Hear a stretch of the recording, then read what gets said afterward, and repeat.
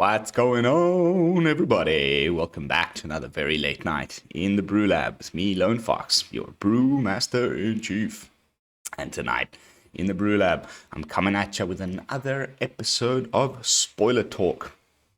As usual, because of the time zone that I'm in, I'm assuming, even though I went to bed very late last night, after I refreshed the website when I woke up this morning, there was still a bunch of cards spoiled from what can be considered as yesterday's spoilers. So let's just quickly finish up with those. We ended up yesterday on the Reckoner Bankbuster, so about another 8 cards spoiled.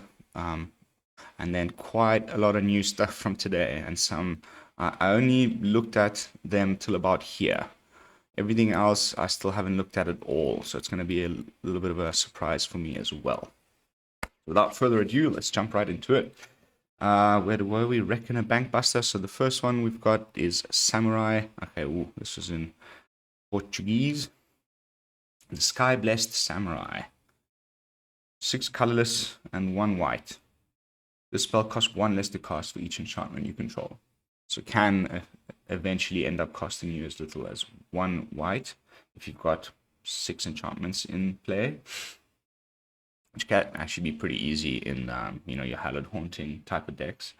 And it is an enchantment creature itself, so that it would count towards your total, which is pretty nice. And then it's just a 4/4. It's just a 4/4. Nah. I don't know. Probably won't see much play at all. Then we've got another Rat Ninja. I think this is just a different art version of one we've already seen before, but I don't want to go and scroll all the way back. But I believe we've already looked at this card. It's got ninjutsu for 4, and whenever it deals damage to a player, you exile the top card of each player's library, and until end of your turn, you may play one of those cards. And if you cast spells this way, you pay life equal to its mana value rather than paying its mana cost. Yes, we have seen this one before, 100% guaranteed. It was down here somewhere. Just must be an alternate art version or something. I'll say the same thing again. I think I don't know. It's weird that it got mythic. It seems a little bit convoluted to end up maybe casting something, and you're going to need to pay 4 ninjutsu and then still have leftover mana to play something off of your opponent's library, maybe, or your own, and then you still got to pay life equal to that mana value. Oh, sorry, yeah, you don't need the mana, you just need life, but I guess, I don't know. We'll have to see. Maybe it's really good and I'm just wrong. Then we've got Seven-Tailed Mentor, a 4-mana Fox Samurai. When it enters the battlefield or dies, you put a +1/+1 counter on target creature or vehicle you control. Again, probably limited card. Really sweet art though. Next up, we got Heir of the Ancient Fang. Heir of the Ancient Fang enters the battlefield with a +1/+1 counter on it if you control a modified creature. Pretty nice, again, for limited. You can always tell when it's just a limited card. I mean, first of all, it's common. There's some commons that end up being like absolute staples in every single deck, but these seem to be mostly draft chaff. Next up, we got Network Disruptor. Oh, this is one of those 1-mana commons that actually might see a lot of play. It's the 1-mana 1/1 artifact creature, so relevant. Moonfolk Rogue, again relevant. And Flyer, so evasive. And when it enters the battlefield, you tap target permanent. I think this one's actually pretty good, little common. A lot of versatility. You can just have like a cheap 1-drop that you can use ninjutsu on. Or you just top deck it late game, you can bring it in, tap the opponent's last blocker that he had holding up, and get in for the kill. Just play, and just play it, and the fact that it's an artifact creature, triggers all of your artifact synergies. Might be a little sweet card, this one. Next up, Cyber Trespassers. 4 mana and 1 blue, so 5 total mana cost. Moonfolk Rogue again with Channel. And Channel is 1 less than its cost, so I like these. You discard it, tap up to 2 target creatures you don't control. Those creatures don't unstap during their controller's next unstap step. That's really good for limited again. It's a little bit expensive otherwise. See, the ones on lands are so much better, and that's why everybody's raving about them, because you just goes in the place of one of your lands. Always comes into play untapped, and then most of the effects are just super duper sweet. This, takes place at one of your creatures, and it's not a very good creature, and the effect you get, you could play a card that even costs less than 4 and get the same thing. Now, there's a few spells that do this.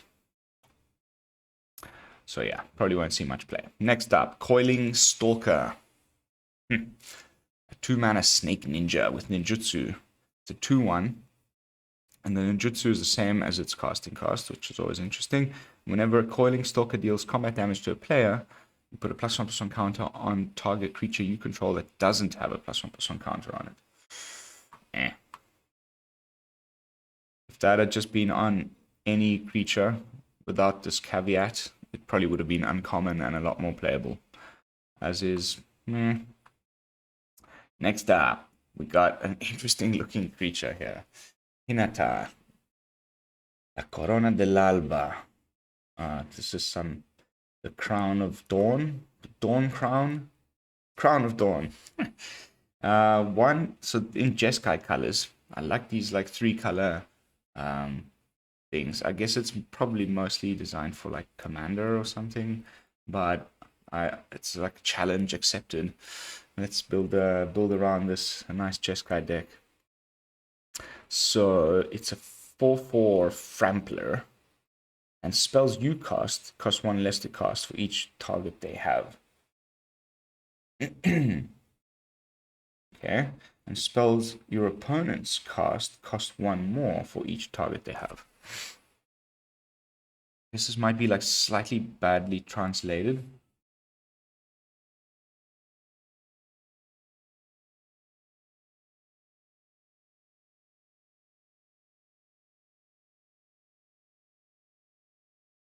Okay. Probably Commander, like I was saying. But I'm still going to try build a deck around it in Standard. It's weird card. I wonder about this the translation. Next up. Okay. Finally into the February 2nd. We've got Discover the Impossible. A 3 mana instant in blue, uncommon. Look at the top 5 cards of your library. Exile one of them face down and put the rest into the bottom of your library in a random order. You may cast the exiled card without paying its mana cost if it's an instant spell with mana value 2 or less. If you don't, put that card into your hand. That's actually not bad. I like that little end bit. So if you whiff and you don't get something that you can pay for, that you can play for free, then at least you get to just put it in your hand. So it's like never really a total fail. Well costed, instant speed. I think this might see some play. I wonder if it's just, better than there's all the like Thirst for Discovery, or what's it called? There's the new one where you just have to, it's like draw 3, discard 2, unless you discard a land.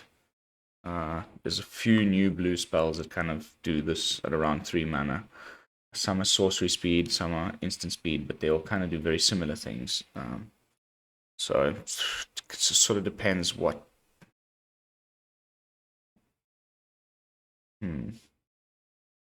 Anyway, can't say much about that really. Next up, we've got what looks like another rat. Yes, Rat Ninja. 4 mana, 3/2 with lifelink and ninjutsu. Meh. Next.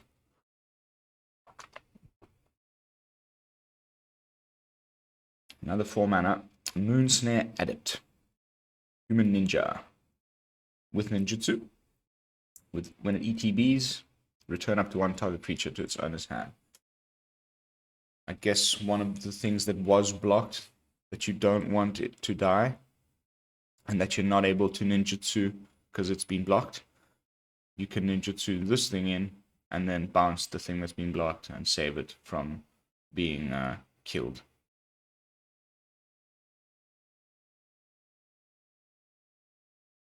I would see that as the main usage case. I would almost never bounce one of the opponent's creatures in a ninjutsu sort of situation, because it wouldn't be one of the ones that is currently blocking. And if it was one of the ones that it was currently blocking and it was going to kill my creature, I'd rather bounce mine to my hand again and be able to re-ninjutsu it in perhaps next turn than bounce his.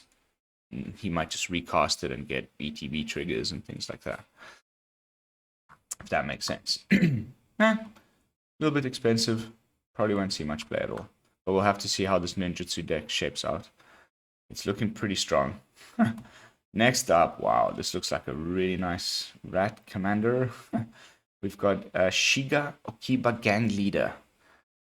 1 colorless and Orza of colors for a legendary creature rat pilot. At the beginning of combat during your turn, you return target vehicle card from your graveyard onto the battlefield. It gains haste. Return it to its owner's hand at the beginning of your next end step. What? What? Okay, so this Esper, it's looking more and more like Esper vehicles. Interesting. Opponent finally kills one of your vehicles. Your opponent finally blocks one of your vehicles, trades with your vehicle, ends up in the graveyard. Next turn you play this guy. You attack. You return one to the battlefield with haste, so that it can swing in. So even if it dies, it goes back to the graveyard. It's not one of those ones that says, like, if it dies again, exile it instead. It just keeps coming back to the graveyard. You can just keep bringing it back with this guy. That might lead to some pretty interesting loops. But then if it doesn't get blocked again and go back to the graveyard that turn, then it just ends up back in your hand and you can recast it. I think that's pretty good.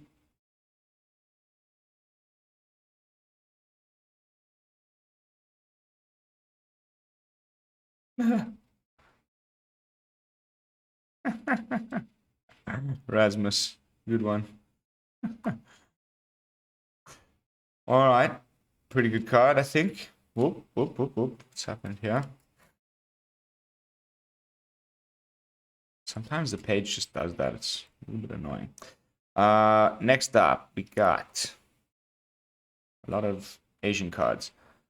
Boon of Boseiju. 1 colorless and a green for an instant speed. Target creature gains +X/+X until end of turn. Where X is the greatest mana value among permanents you control. Untap it. Pretty good. Pretty good. That's not bad. It's a nice little... I like the untap it. There's been a few of these of late where, you know, you untap it, it gains reach. When you untap it, you get a little bit extra toughness.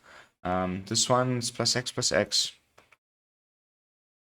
And, you know, if you just have like a 5/5 or something in play, you know, 5-drop, then it would get +5/+5. That's quite a big boost. Of course, that only really helps in like combat or against like green removal, red removal, but black removal, white removal, that won't really matter how big you make the creature. But nice little card. Next up, we've got, is this an MDFC? Go Shintai of Boundless Vigor. Okay, so this is the green shrine. So the cycle is complete. It's 1 colorless and a green for a legendary enchantment creature shrine. It has trample, and it's a 1/1. And at the beginning of your end step, you may pay 1. And if you do, you put a +1/+1 counter on target shrine for each shrine you control. Nice. Nice, very nice.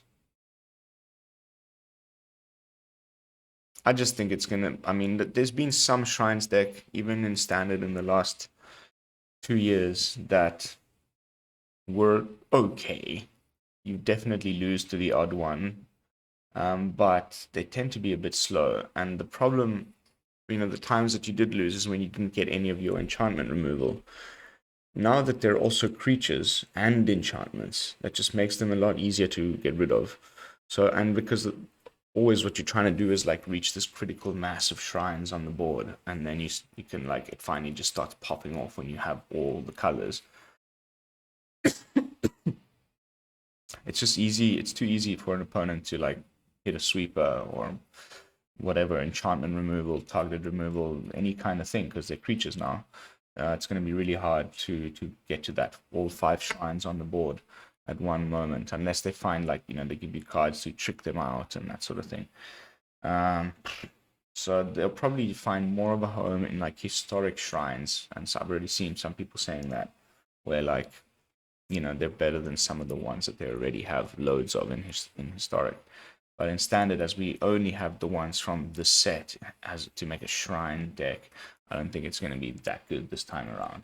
But you never know. Maybe there'll be 2 of each, and there'll be a rare one and a 5-color one, and then there'll actually be a shrine deck. I think so far we've only seen 1 of each, and they've been, not amazing. Next up, we've got what looks to be an MDFC. Yes, the Tales of Master Seshiro. 4 colorless and a green. You put +1/+1 counter on target creature or vehicle you control. It gains vigilance until end of turn. So you put that on your Seeker's Chariot, and you've got your Ranger class already down and level 2. So you make your Seeker's Chariot 5/5 with vigilance, and then you put another +1/+1 counter on it with the Ranger class. Then eventually it comes back. Sorry, and you get to do that for both first and second chapter. That's pretty good. And then it comes back as a 5/5 vigilance haste. Wow, okay, that's actually not terrible. I mean, I guess Renin 7 is better. Maybe.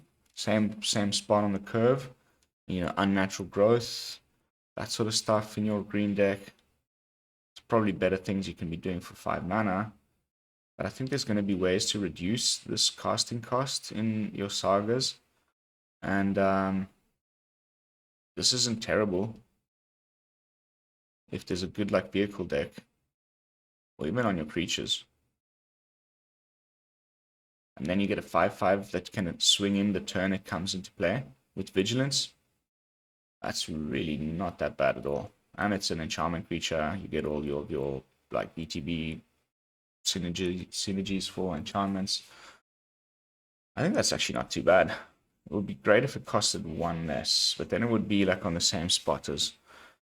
This would be a great 3-drop in my opinion, but then it would have been probably a little bit too busted. But anyway, on to the next one. Nice card. Tales of Master Seshiro. Then we got Shigeki, Visionario de Jukai. Let's see if I can read this in Spanish. Regresar. Return it to the man of its of its profit. Return to its owner's hand. Show the first card in your library. You can put it on the battlefield tapped. Land. Okay, never mind. My Spanish is terrible. Shigeki, Jukai Visionary, legendary enchantment creature, Snake Druid. Can pay 1 green, tap, return Shigeki, Jukai Visionary to its owner's hand. So I got that part right. Reveal the top 4 cards of your library. You may put a land among them onto the battlefield, tapped. Put the rest into your graveyard. Another one of these cards that seems to be printed for like some sort of Golgari graveyard reanimator shenanigans deck. Alongside old Stick Fingers and Oh man, there's so many of them over the last couple of sets, and I've been trying to make that deck go off, and it just... This seems like another sort of weird card for that deck. You know, put stuff into your graveyard, get lands out of it. And then it's got channel, where you can pay 2x. So your X is divided by 2, and then 2 green. So that's pretty expensive. The first time you can do it for 1x for 4 mana. 2x would cost you 6 mana. Then you can return X target non-legendary cards from your graveyard to your hand. So it's like a weird Bala Ged recovery or something like that. And I like it because you get to do one of the things and it returns to... So you return it to your hand, and then you can either cast it again and do it again, or channel it. I like that part about it. We'll have to see if that, because this comes in a long line of cards like this. I think even going as far back as Nissa, the Planeswalker that we still have in Golgari colors, which seems to have to do with like landfall, lands coming alive, turning into creatures, and self-mill, reanimate, Shuri, Golgari kind of shenanigans. And it's just been going on and on and on. Like these big rares and mythics printed in that sort of archetype. And it's just, I have not been able to make a decent deck out of it for so long. I really hope something appears this time around. But, I don't know if this will be what finally makes it into a playable deck. Guardiana de Fusiones Orochi. 2 mana, a Snake Druid. 1 and a green. And tap it to add green mana. So a 2 mana dork that only taps for green. As long as it has modified, so equipment auras or counters, you can have it tap for 2 green.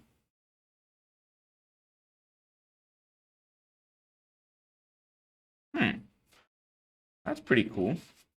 I'm sure there's like enchantment auras that like you can equip it, enchant it with and have it be modified. That also make it so that the enchanted equipment taps for mana, and then you also tap for this mana. You can make this into like a mega mana dork. But the 1/1 is just too easy to get rid of. Brazalete Hilador.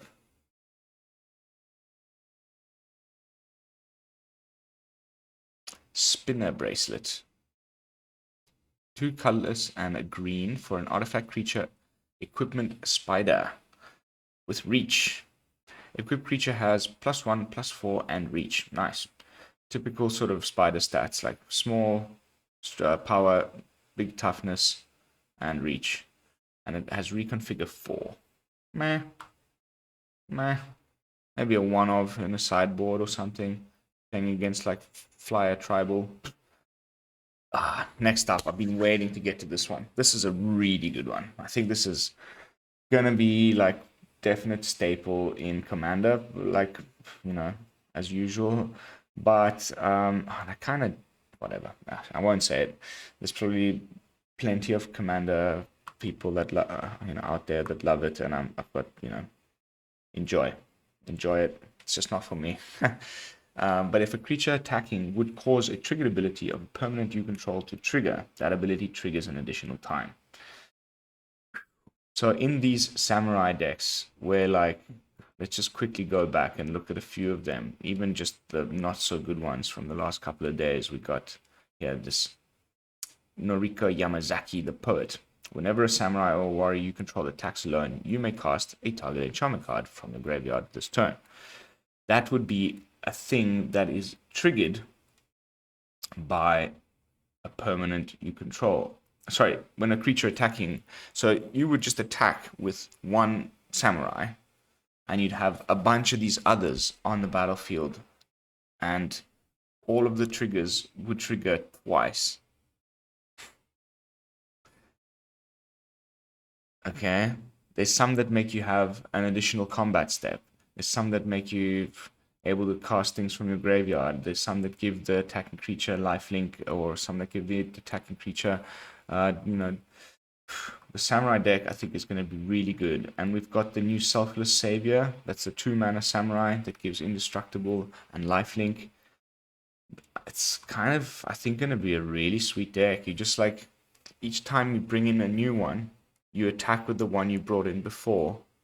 And it keeps getting more kind of buffs from the new ones that you're bringing in. And you just layer the abilities until you finally drop Ishin, Two Heavens as one. And everything double triggers. Maybe you have a way to give the thing trample. You make a big ass. You put all your modifications and equipments on it, and you just protect this one samurai, the one that you want to do your final one turn kill. I think that's going to be really fun type of a deck to build, and it's looking like Mardu colors, which means we get access to like removal, uh, sweepers, exile effects, and burn spells. Like it's going to be really really good, I think. Cannot wait to play Ishin and the Two Heavens as one. Next, and like, nice that it's got 4 toughness. Next up, Resgate Dos Okiba. Okiba's Rescue. That is the Resgate. Return target creature or vehicle card from your graveyard to the battlefield. Then put 2+1/+1 counters on it if you control an artifact and an enchantment. Okay, so another one of these where you need to have both to get the extra thing. But 5 mana to essentially reanimate something is a little bit expensive. I prefer the 4 mana ones, but it does have a potential upside. It sucks that it's like creature or vehicle. I guess it's good enough. It'd be nice if it was like also a planeswalker. Then it would be rare. But Akiba's Rescue. If there is an Esper vehicle deck, then there might be a couple of these in there. Although it might just probably be better to run, I don't know, Blood on the Snow or something. We'll have to see how this vehicle deck ends up playing out. Then we got Blade of Ani. This one looks pretty sweet. Again, probably gonna put it in my Mardu Samurai deck. Flavor-wise, you give them a huge big demon sword to the guy that you want to be, your final attacker. You played this for 2 mana. It's a 3/1 with Menace. It can just attack maybe a few times before your opponent gets a decent defense down. And then you can reconfigure it for 4, 2 colorless and 2 black. An equipped creature gets base power and toughness 5/5 and has Menace, and is a black demon in addition to its other colors and types. I think that is pretty sweet. I think that's pretty sweet. Like, this would become a 5/5 with Menace, and then, it would still have all of its other abilities. And it's not legendary. You can have multiple Blades of Ani. I like that it's quite cheap and the reconfigure cost isn't ridiculous. It's quite expensive, but not ridiculous. And there'll be things that we can reduce the reconfigure cost with. So keep your eyes on Blade of Ani. I think it'll see some play. Probably in this Mardu Samurai deck. Next up, Thirst for Knowledge. Okay, so that's kind of the same. Another one of these. Here we go again. Draw 3 cards, then discard 2 cards unless you discard an artifact card. Last time it was Thirst for something else, and they had you discarding a land. This time, because it's a set with lots of artifacts, you can essentially draw 3 and discard 1. Discard your worst artifact. Maybe you want some of them in your graveyard because there's ways of bringing them back. Lots of ways that I've seen so far. Then we've got Raito Sentinel. 3 mana, 3/3 with Defender. Whenever it enters the battlefield, target player mills 3 cards. Maybe self-mill. And then you put a target card from a graveyard onto the bottom of its owner's library.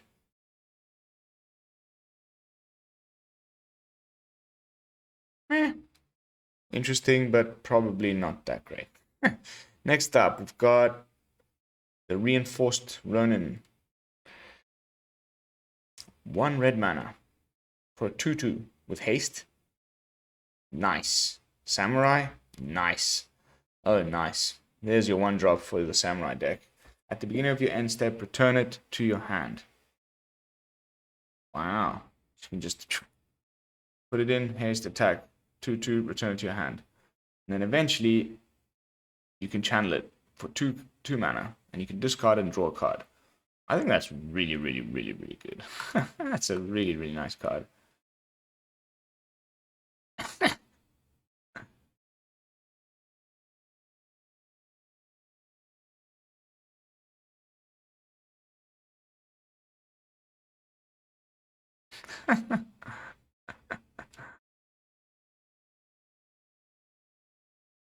Yeah, good point.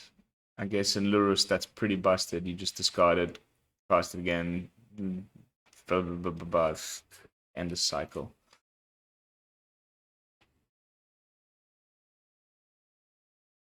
That's a really nice little card. I think that's definitely going to see a lot of play.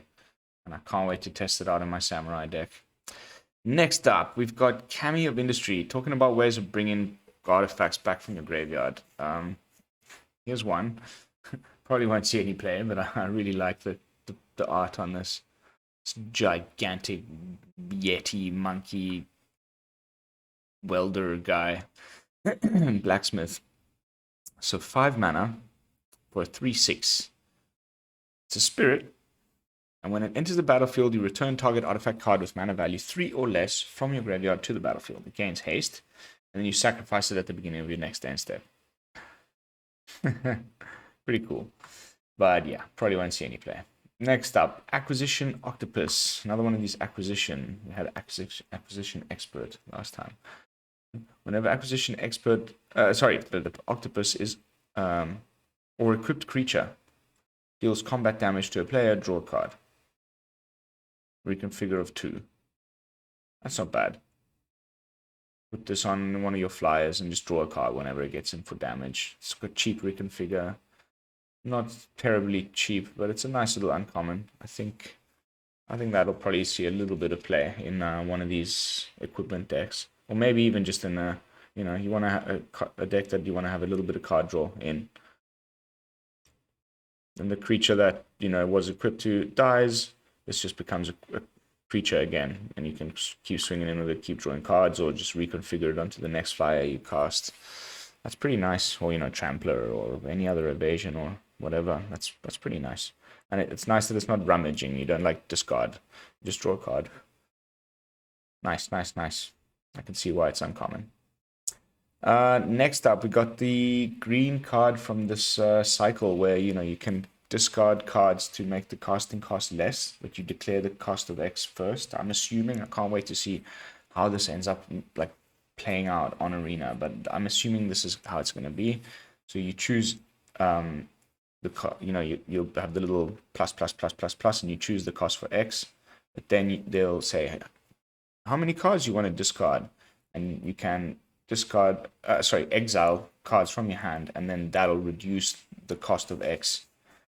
That it would have been 5, and you can just have 5 lands and pay your casting cost for X, or discard exile cards from your hand instead of tapping your lands. And that's pretty cool. And I think in some cases that's going to be insane when you have no mana left whatsoever, 1 land left, and it's rather than lose the game, here, let me just exile my hand and do this really powerful thing that's going to save my ass.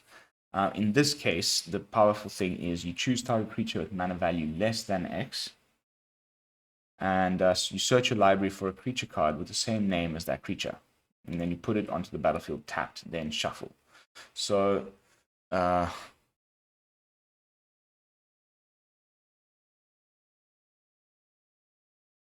has to be less than X. So that's already quite annoying. I guess that's going to be one of the reasons for... I can't see where this would see play yet. It's a pretty... Wherever, there's a green card that directly puts things onto the battlefield, I'm like, okay, sweet. But then, the last couple of ones that we've had haven't seen any play. There was that one called, environmental something. It was like also an X green thing. Look at the top, da da da da da, and like put it into the battlefield tapped. Also isn't amazing, but again, whenever I see a green spell where you can put, and you can search your library for the exact thing that you want. You have to copy, you have to already have another copy on the battlefield. But if you want to like, get out another copy of like one of the best card in your deck that's already on the battlefield, and this is just a way of tutoring that and putting it onto play tapped. I think that's probably pretty potent. We'll have to see, who ends up breaking it first. Then we've got When We Were Young, a 4-mana instant in white, 4 colors and 1 white. And you up to 2 target creatures each get +2/+2 until end of turn. If you control an artifact and an enchantment, those creatures also gain lifelink until end of turn. Woo! Little bit expensive of a combat trick, but in the right deck, that could mean like a huge swing back in your favor. Reminding me a little bit of like that Bretagard land. Bretagard Stronghold. You like put +1/+1 counter on up to 2 target creatures, and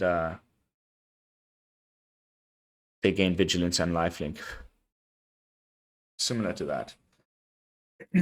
Pretty nice. Probably a little bit too expensive to see much play in standard, but in limited for sure. Next up, Ciervo Florecido. Flowery deer. Blooming deer. 3 colors and 2 green for a spirit. Another green spirit. This Simic spirit deck seems more and more plausible every day. When Blooming Deer enters the battlefield, look at the top 5 cards of your library. Reveal a creature or enchantment card from among them and put it into your hand. Put the rest onto the bottom of your library in a random order. If you didn't put a card in your hand this way, you gain 4 life. I like that a lot of these cards in the set have had like these whiff protection. Like, if you don't quite get the hit you wanted, here, we still give you a little tiny upside. That's really nice. So a good way to restock. You get a 4/4 with reach. It's a spirit that might matter. 4/4 is not bad, but 5 mana is quite expensive. But then, when it ETBs, you look at the top 5 cards of your library, you reveal the creature or enchantment card from among them, put it into your hand, so then you get another threat to cast for the following turn. Nice little way to restock. And if you don't find a creature or enchantment, which is probably going to be quite rare in the deck that this is going to be put in, then anyway you gain 4 life, which isn't, that's like 4 life's quite a bit. So not a terrible card, actually. I wish it was just maybe 1 mana less, but might end up seeing some play. This art makes me happy. Yeah, I agree. That is beautiful art. Next up. Ooh, we got the green dragon from the Dragon Cycle. I bet you. Yeah. Kura, the Boundless Sky. 3 colorless and 2 green for a legendary dragon spirit with flying and death touch. Oh, that's an early train. When Kura the Boundless Sky dies, you choose one. Search your library for up to 3 land cards, reveal them, put them into your hand, and shuffle. Or create a XX green spirit creature token, where X is the number of lands you control. Man, these dragons are pretty good. This one's a little bit understated compared to the other ones. I think probably the worst one of the cycle. But Flying Death Touch is not bad. It's just that they always make like the green flyers pretty horrible. And there's very few of them. Like right now, there's only like Old Gnawbone, I believe, that's it got flying, and the Green Dragon that have flying and green at all. It's kind of breaking the color pie. But when it's a cycle of dragons, then they give it flying as well. But it's usually the worst of the bunch, and it's not terrible. If you have multiples of them, like the first time the first one dies, you go look for the lands, and then the next one dies, you go and make this like spirit creature token. That's as big as the number of lands you control, kind of like the Tree Folk token. There's plenty of stuff like this in Standard right now, where it's power and toughness are each equal to the number of lands you control. You know, your Shires and things. Might be pretty nice in that sort of a deck. And the fact that it's got Death Touch is really good. So it like always trades with everything that blocks. And then, you know, you get these effects anyway. Yeah, worst of the cycle. Yeah, here. Green is the worst color at flying. I just said that. We're on the same brainwaves, Donnie. Next up, we got the Replication Specialist. 4 colorless and a blue for a Moonfolk Artificer. 3/4 with flying. Whenever a non-token artifact enters the battlefield under your control, you may pay 2, 1 colorless and a blue, and if you do, you create a token that's a copy of that artifact. That's not bad. It's not terrible. There's a lot of copying stuff going on in this set. Lots of copying stuff. It's going to be freaking fun, man. I'm so excited. How many days have we got left? It's the 3rd as I'm recording this. Exactly 1 week to go. It was 7 days. Next Thursday. Woohoo! Whenever a non-token artifact enters the battlefield under your control, you may pay 2. If you do create a token that's a copy of that artifact. I think that's really good. It's a little bit expensive. That's the only thing I can say that's bad about this card. I'm not sure what Sharoom is. Cool. I always like copy cards. It's been a while since there's been a decent one, and a decent deck around that. Oh, here we're getting into some juicy stuff. I'm excited.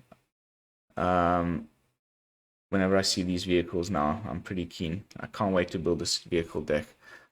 First up, we've got Roaring Earth, a 2-mana enchantment. Nice.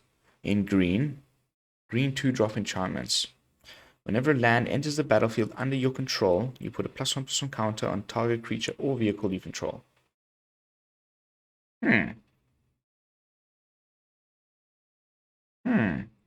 Maybe with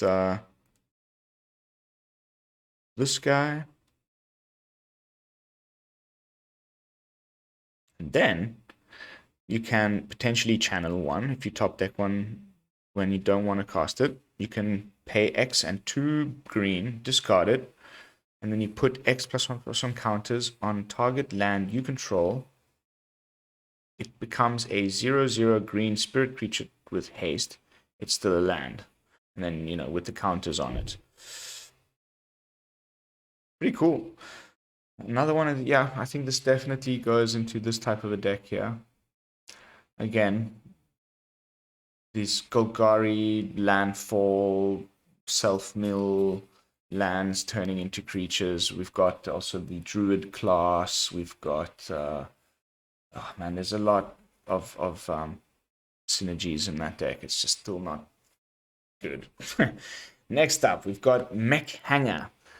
This is a land that is for the vehicles deck, it looks like. You can either tap it and add 1 colorless, or you can tap it and add a mana of any color, but you can only spend this mana to cast pilots or vehicles. And then you can pay 3 and tap it, and target vehicle becomes a creature. So you can like crew a vehicle, pseudo crew with your land by paying 3 colorless. That's really cool. I think that's going to be really, really good. And there's a few cards that already spoiled that do this, where like your vehicle becomes an artifact creature until the end of turn, so you don't need to crew it to attack with it. I think this vehicles deck is going to be something special. I'm super duper excited. I can't say it enough times. You're going to hear me repeat this a lot. I'm like, it's probably the deck so far because it's got the foxes, it looks like, and all of these pilot guys, and it's going to be like probably Esper, and there's that ninja guy, this rat guy that we saw down here that seems to be part of it. That looks amazing. I'm super duper amped. Next up, we've got Kotose, the Silent Spider. 5 mana, 3 colorless and Dimir colors, blue and black. For a legendary human ninja, it's a 4/4, and when it enters the battlefield, you exile target card in an opponent's graveyard. other than a basic land card. Then you search that player's graveyard, hand, and library for any number of cards with the same name as that card and exile them.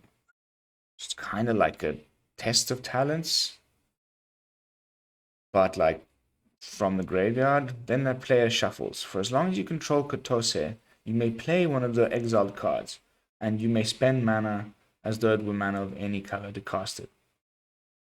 So not only do you exile them for good, as long as you control Kotose, you can actually cast one of them, not all four. I think that's pretty good, but it's just a bit expensive and a pretty weak body. But it has like instant value when it enters the battlefield.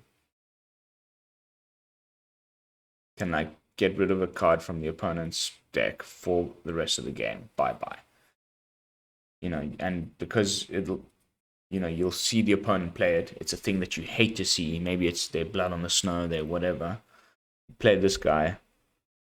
You go through their graveyard, exile that card, and then you get to look through their whole rest of their hand, their deck. You get a bunch of information about their library, so now you know about, you know, the rest of the cards that you might run into, and yeah, and then you also get to play that card if that's an important thing. But I think it's really the most of the value is just going to be from like completely removing a certain threat from opponent's deck. And whereas with Test of Talents, where you also could look through their library and everything, was only I think sorceries and instants. This is anything. So you can't counter it, but like after it happens, you can make sure it never happens again. I think that's pretty powerful. Maybe just like a 2-of in this ninja deck. It's got the right colors and the right creature types. Nice. Kotose. Next up, we've got Mindlink Mech. A 3-mana 4/3. These vehicles are all very, very strong and very, very cheap. I am excited. This one even has flying. Okay. A 3-mana 4/3 flyer. Whenever it becomes crewed for the first time each turn, until end of turn, Mindlink becomes a copy of a target non-legendary creature that crewed it this turn. Except it's a 4/3, it's a vehicle artifact in addition to its other types, and it has flying. That is insanely good. I'm sure that's going to be insanely good. I have a feeling that this is going to be like an absolute staple in that deck. And it's got crew 1, which is really easy to crew.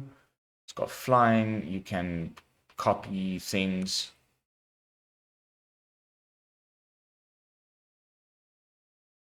So you find something to crew this that's got some cool thing, like maybe lifelink or something. And then it just becomes a 4/3 with flying, but it gets all of the other stuff from the thing that you copied as well. That's insane. Reminds me a little bit of that, like Impassioned Orator, in a way. You know the card I'm talking about? All right, we're drawing close to the end here. We've got Touch the Spirit Realm. An enchantment. I like it. 3 mana, 2 colorless, and 1 white for an enchantment.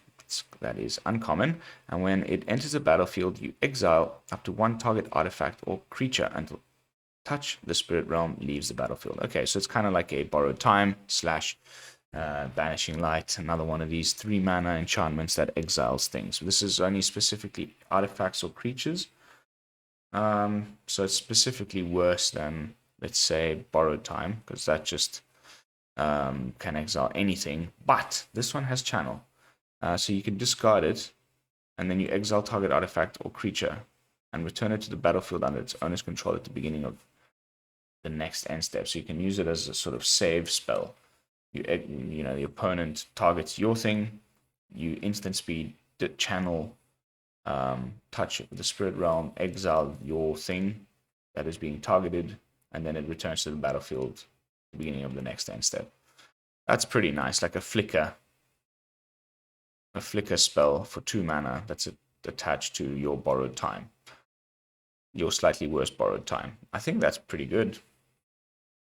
I think that's pretty good. Will it replace borrowed time? Probably. Or maybe you just go 50-50 split, go like 2 and 2. I mean, borrowed time doesn't see huge amounts of play outside of like those hallowed haunting decks and things like that, but still pretty nice. Next up, we got Tawashi, the guide bot, a 4-mana 2/1.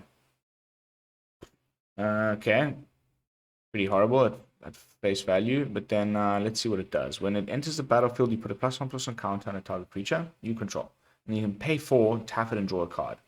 This ability costs 1 less to activate for each modified creature you control. Ooh, so this can cost nothing. If you've got 4 modified creatures, and you're modifying a creature even just when this comes in, okay, I can see why it costs 4. You're not going to be attacking with it. It's just a 2/1 that you're just drawing cards with, and it can just be a 0 tap draw card. That's actually really, really good. Really, really good. A little bit of card drawing like artifact deck, or just modified deck. Interesting, interesting. Next up, Raiju, Thundering Raiju. 2 colorless. Okay, so another 4-mana flying dragon thing. This is a 3/3, not a 4/4. But whenever it attacks, you put a +1/+1 counter on a target creature you control. Then, so you can choose it. It doesn't have to be another creature you control. And it has haste. Okay, so it is essentially just another 4-mana 4/4 flyer in red. We've had a bunch of these. Then, Thundering Raiju deals X damage to each opponent, where X is the number of other modified creatures you control. Ooh. Ooh. This is a nice card. This is a nice card. And it's got haste, finally. The 4-drop also has haste. We haven't had one with haste. Townraiser Tyrant, Maniform Hellkite. The list goes on all the way back. What's the Regent? Then there's so many of these 4-mana 4/4 flyers in red, but none of them have had haste. This one's like on curve, has haste. As soon as you swing in, it gets a +1/+1 counter, and then it does X damage to each opponent, where X is the number of other modified creatures you control. So you like put this in your modified deck. Mono red modified deck. Ooh, I like it. I like it a lot. Definitely going to try and play with this card. And we've come to the last card of the day. That was effectively a refresh, and there was nothing new. It's 5 o'clock in the morning as I'm recording this. So I think there's nothing, on the 3rd. So I don't think there's anything left coming this time around. But we'll have to see tomorrow. But that's going to be it for this video. We've just got Roadside Reliquary. Tap it to add 1 colorless, or you can pay 2, tap it, sacrifice it, and draw a card. And if you control an artifact, you draw a card. And if you control an enchantment, you draw a card. So you draw 2 cards if you've got both an artifact and an enchantment for 2 mana. That's actually really not bad. It just sits there. You can use it as a land, cast your stuff, and then at some point you really need it, some card draw in the late game, where you definitely have both an artifact and an enchantment, and you can just pay 2 mana, tap it, sacrifice it, and draw 2. It's not terrible. Not terrible at all. Alrighty. What did you guys think about today's spoilers? What's your favorite one from today? I think my favorite definitely has to be Ishin. The Two Heavens is one. But there's some other pretty powerful stuff. This Minding mech, I think, is also really, really good. Hitose, not terrible. And then from yesterday, I don't know, this other copy of Nashi just looks kind of meh. And Hinata, definitely some weird build around kind of deck, or probably mostly just a commander card. But yeah, and also this rat guy here. Anyway, I'd love to hear your thoughts in the comments down below. Let me know. I will see you all tomorrow with some fresh brews. Don't forget to like, comment, and subscribe. Thank you all so much for watching. This is Lone Fox from the Brew-Lab, signing out. Peace, y'all.